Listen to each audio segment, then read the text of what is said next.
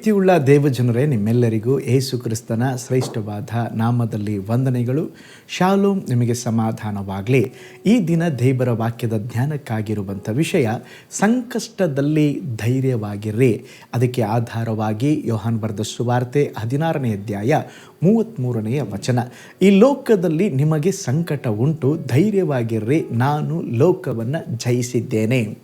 ನೋಡ್ರಿ, ಯೇಸು ಸ್ವಾಮಿ ಹೇಳುತ್ತಾ ಇದ್ದಾರೆ, ಈ ಲೋಕದಲ್ಲಿ ನಮಗೇನಿದೆ ಅಂತೆ, ಸಂಕಷ್ಟ ಇದೆ ಅಂತೆ. ಆದರೆ ನಾವು ಹೆದರಬಾರ್ದು, ಭಯಪಡಬಾರ್ದು, ಏನಾಗುತ್ತಂತ ಯೋಚಿಸಬಾರ್ದು. ಏಕೆಂದರೆ ಲೋಕವನ್ನು ಗೆದ್ದಂಥ ಯೇಸು ಸ್ವಾಮಿ ನಮ್ಮ ಜೊತೆಯಲ್ಲಿರುವಾಗ ಎಲ್ಲವನ್ನ ನಾವು ಸಹ ಜಯಿಸಬಲ್ಲೆವು. ಈ ಲೋಕದಲ್ಲಿ ಸಂಕಷ್ಟಗಳಿಂದ, ಬಾಧೆಗಳಿಂದ, ಅನಿರೀಕ್ಷಿತವಾದಂಥ ಶ್ರಮೆಗಳಿಂದ ಅನೇಕ ಜನರು ಬಾಧಿತರಾಗಿದ್ದಾರೆ. ಅದೆಲ್ಲವೂ ಸಾಮಾನ್ಯ ಸಂಗತಿಯಾಗಿದೆ. ಕೆಲವರು ಹೇಳ್ತಾರೆ, ಕಷ್ಟಗಳು ಮರಕ್ಕೆ ಬರುವುದಿಲ್ಲಂತೆ, ಮನುಷ್ಯನಿಗೆ ಬರುತ್ತದೆ.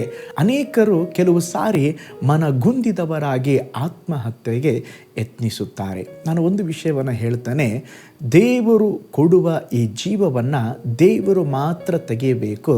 ಮನುಷ್ಯನು ತೆಗೆದುಕೊಳ್ಳುವುದಕ್ಕೆ ಅವನಿಗೆ ದೇವರು ಅಧಿಕಾರ ಕೊಟ್ಟಿಲ್ಲ. ಆತ್ಮಹತ್ಯೆ ಮಾಡಿಕೊಂಡ್ರೆ ನಾವು ನೇರವಾಗಿ ಸ್ವರ್ಗಕ್ಕೆ ಹೋಗೋದಿಲ್ಲ, ನರಕಕ್ಕೆ ಹೋಗ್ತೇವೆ. ಈಗ ನೀವೇನು ಕಷ್ಟಪಡ್ತೀರೋ ಅದನ್ನು ಹೋಲಿಸಿದರೆ 1% ಕೂಡ ಕಷ್ಟ ಇಲ್ಲ ನಿಮಗೆ. ಆದುದರಿಂದ ಆತ್ಮಹತ್ಯೆಯ ಚಿಂತನೆಯನ್ನು ಮಾಡಬೇಡ್ರಿ. ಹಾಗಾದರೆ ನಿಮ್ಮ ಜೀವಿತದಲ್ಲಿ ಬಿಕ್ಕಟ್ಟಿನ ಸಮಯದಲ್ಲಿ, ಸಮಸ್ಯೆಗಳ ವೇಳೆಯಲ್ಲಿ, ಸಾಲದ ಸಮಯದಲ್ಲಿ, ಸಂಕಷ್ಟ, ಶೋಧನೆ ಏನೇ ಬಂದರೂ ದೇವರು ನನಗೆ ಜಯ ಕೊಡ್ತಾರೆ, ದೇವರು ನನಗೆ ಬಿಡುಗಡೆ ಕೊಡ್ತಾರೆ, ದೇವರು ನನಗೆ ಒಂದು ಅದ್ಭುತವನ್ನು ಮಾಡ್ತಾರೆ ಎಂಬಂಥ ನಂಬಿಕೆಯಿಂದ ಜೀವಿಸ್ರಿ. ನಿಮ್ಮ ಎಲ್ಲ ಸಂಗತಿಗಳು ಬದಲಾಗುವಂಥದ್ದಾಗಿದೆ. ಒಂದು ಕುಟುಂಬದಲ್ಲಿ ಬಹಳ ಭಯಭಕ್ತಿಯಿಂದ ಕೂಡಿದಂಥ ಪತ್ನಿ ಇದ್ದಳು. ದೇವರೊಟ್ಟಿಗೆ ಪ್ರೇಯರ್ ಮಾಡುವಂಥ, ಮಾತನಾಡುವ ಒಂದು ದೈವಿಕವಾದ ಅನುಭವವನ್ನು ಹೊಂದಿಕೊಂಡಿದ್ದರು. ಆದರೆ ಅವರ ಜೀವಿತದ ಆರ್ಥಿಕ ಒತ್ತಡದಿಂದಾಗಿ ಆಕೆಯ ಕುಟುಂಬ ಬಹಳವಾಗಿ ಬಾಧಿಸಲ್ಪಡ್ತು. ಎಲ್ಲ ಅಗತ್ಯತೆಯ ಸಮಯದಲ್ಲಿ ದೇವರನ್ನೇ ನೋಡಿ ಭಯಭಕ್ತಿಯಿಂದ ಜೀವಿಸಿ, ದೇವರೇ ನಮಗೆ ಒಳ್ಳೆಯದನ್ನು ಮಾಡಲಿಕ್ಕಿದ್ದೀರಿ ಎಂಬುದಾಗಿ ಪ್ರೇಯರ್ ಮಾಡ್ತಾ ಇದ್ರು. ಅವರ ಜೀವನದಲ್ಲಿ ಸಮಸ್ಯೆಗಳು, ಕಳವಳು ಬಂದಾಗ ಬೇರೆ ಯಾರ ಬಳಿನೂ ಹೋಗದೆ ದೇವರ ಬಳಿಯಲ್ಲಿ ಹೋಗಿ ಪ್ರೇಯರ್ ಮಾಡೋದು, ದೇವರನ್ನು ಸ್ತುತಿ ಮಾಡೋದು, ದೇವರೇ ಇದರಿಂದ ಹೊರಗಡೆ ಬರಲಿಕ್ಕೆ ನಮಗೆ ಸಹಾಯ ಮಾಡ್ತೀರಿ ಎಂಬುದಾಗಿ ಯಾವಾಗಲೂ ಪ್ರಾರ್ಥಿಸ್ತಾ ಇದ್ದರು. ನಂತರ ಅವರ ಜೀವಿತದಲ್ಲಿ ಒಂದು ಅದ್ಭುತ ನಡೀತ್ರಿ. ಅವರು ಗಂಡನು ಕೆಲಸ ಮಾಡುವ ಸ್ಥಳದಲ್ಲಿ ಒಂದು ಬಡ್ತಿ ಬಂತು, ಒಂದು ಪ್ರಮೋಷನನ್ನು ದೇವರು ಕೊಟ್ಟರು. ಹಂತವಾಗಿ ಅವರ ಜೀವಿತದಲ್ಲಿ ಎಲ್ಲ ಇಕ್ಕಟ್ಟಿನ ಅನುಭವದಲ್ಲಿ ದೇವರು ಒಂದು ಬಿಡುಗಡೆಯನ್ನು ಕೊಟ್ಟರು. ಸಮಸ್ಯೆಗಳು ಬೆಟ್ಟದ ಹಾಗೆ ಬಂದಾಗ ಈಗ ಸ್ತೋತ್ರ ಮೇನದ ಹಾಗೆ ಅವರ ಜೀವಿತದಲ್ಲಿ ಎಲ್ಲವೂ ಕಣ್ಮರೆಯಾಗಿ ಬಿಟ್ಟಿತು. ಪ್ರೀತಿಯುಳ್ಳ ದೇವಜನರೇ, ನಮ್ಮ ಎಲ್ಲ ಹೊರೆಗಳನ್ನು, ಕಷ್ಟಗಳನ್ನು ಕ್ರೂಜೆಯ ಮೇಲೆ ಹೊತ್ತುಕೊಂಡು ಜಯ ಹೊಂದಿದ ಯೇಸುವನ್ನು ನೀವು ಸಹ ದೃಷ್ಟಿಸಿ ನೋಡ್ರಿ. ನಿಮಗೆ ನಿಶ್ಚಯವಾಗಿ ಯೇಸು ಸ್ವಾಮಿ ಸಹಾಯ ಮಾಡ್ತಾರೆ.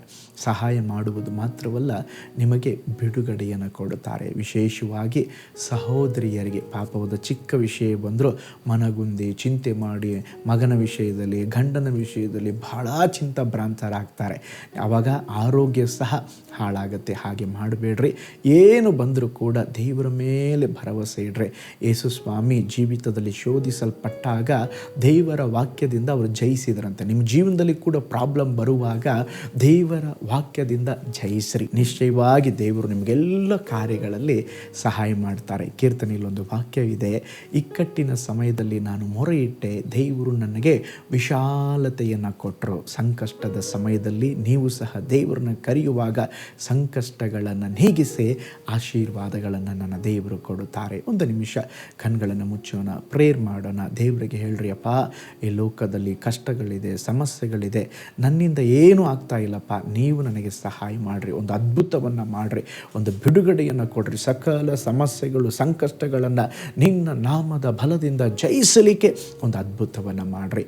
ಪರಲೋಕದಲ್ಲಿ ವಾಸ ಮಾಡುವ ನಮ್ಮ ತಂದೆಯಾದ ದೇವರೇ, ಈ ಅತ್ಯಮೂಲ್ಯವಾದ ಸಮಯಕ್ಕಾಗಿ ಸ್ತೋತ್ರ. ಈ ಹೊಸ ದಿನದಲ್ಲಿ ನಿನ್ನ ಜನರನ್ನು ನಿನ್ನ ನಾಮದಲ್ಲಿ ಬ್ಲೆಸ್ ಮಾಡ್ತೇವೆ. ನಾವು ವಾಕ್ಯವನ್ನು ಧ್ಯಾನಿಸಿದ ಹಾಗೆ ಎಷ್ಟೋ ಕಷ್ಟಗಳು, ಎಷ್ಟೋ ತಾಪತ್ರೆಗಳು, ಎಷ್ಟೋ ಸಮಸ್ಯೆಗಳು, ಅವೆಲ್ಲವನ್ನು ನಿನ್ನ ನಾಮದ ಬಲದಿಂದ ದೇವರೇ ಗೆಲ್ಲಲು ದೇವರೇ ನಿನ್ನ ಮಕ್ಕಳಿಗೆ ಕೃಪೆಯನ್ನು ಅನುಗ್ರಹಿಸ್ರಿ. ಈ ವಿಡಿಯೋವನ್ನು ವಾಚ್ ಮಾಡಿದ ಪ್ರತಿಯೊಂದು ಕುಟುಂಬಗಳನ್ನು, ಪ್ರತಿಯೊಬ್ಬ ದೇವ ಜನರನ್ನು ಬ್ಲೆಸ್ ಮಾಡಿರಿ. ಯೇಸುವಿನ ಹೆಸರಿನಲ್ಲಿ ತಂದೆಯೇ, ಆಮೇನ್, ಆಮೇನ್. ಹಾಗಾದರೆ ಈ ಲೋಕದಲ್ಲಿ ಬರುವ ಸಂಕಷ್ಟಗಳನ್ನು ಕಂಡು ಭಯಪಡಬೇಡ್ರಿ. ಲೋಕವನ್ನು ಗೆದ್ದಂಥ, ಲೋಕವನ್ನು ಜಯಿಸಿದಂಥ ಯೇಸು ಸ್ವಾಮಿ ನಮ್ಮ ಜೊತೆಯಲ್ಲಿರುವಾಗ ಎಲ್ಲ ಕಾರ್ಯಗಳು ಸಾಮಾನ್ಯ ರೀತಿಯಲ್ಲಿ ಆಗಲಿಕ್ಕಿದೆ, ಅದ್ಭುತ ನಡೆಯಲಿಕ್ಕಿದೆ. ದೇವರನ್ನ ನಂಬಿ ಜೀವಿಸಿ. ನಾಳೆ ಮತ್ತೊಂದು ದೈನಂದಿನ ಜ್ಞಾನದಲ್ಲಿ ನಾನು ನಿಮ್ಮನ್ನು ಸಂಧಿಸ್ತೇನೆ. ನಾನು ನಿಮ್ಮ ಪ್ರೀತಿಯ ಸೇವಕ pastor Paul Joy. God bless you all.